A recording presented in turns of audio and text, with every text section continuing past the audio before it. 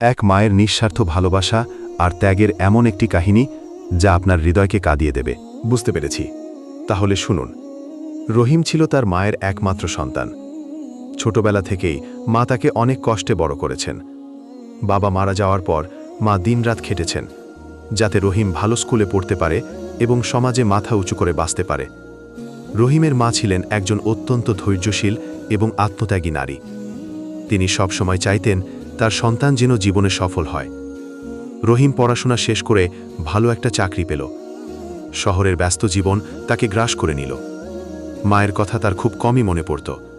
মাকে সে গ্রামের বাড়িতে একাই রেখেছিল। মাঝে মাঝে ফোন করে খোঁজ নিত, আর বছরে একবার ঈদ বা পূজায় গ্রামে যেত।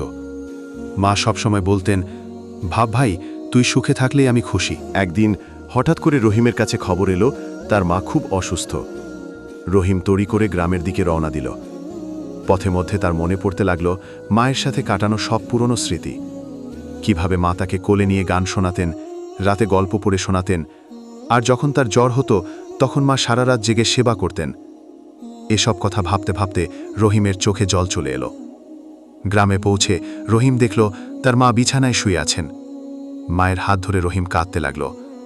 মা দুর্বল কণ্ঠে বললেন, ভাই, তুই এসেছিস, আমি জানতাম তুই আসবি। রহিম মাকে জড়িয়ে ধরে বলতে লাগল, মা, আমি তোমার যত্ন নিতে পারিনি।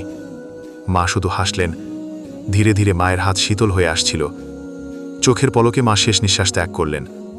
মায়ের নিথর দেহের পাশে বসে রহিম কাঁদছিল। তার মনে হচ্ছিল সে তার জীবনের সবচেয়ে মূল্যবান সম্পত্তি হারিয়ে ফেলেছে। মায়ের ভালোবাসা আর ত্যাগের কথা মনে করে তার বুক ফেটে যাচ্ছিল। মায়ের শেষ বিদায়ের পর রহিম বুঝতে পারল এই পৃথিবীতে মায়ের চেয়ে বড় আর কোনো আপনজন নেই।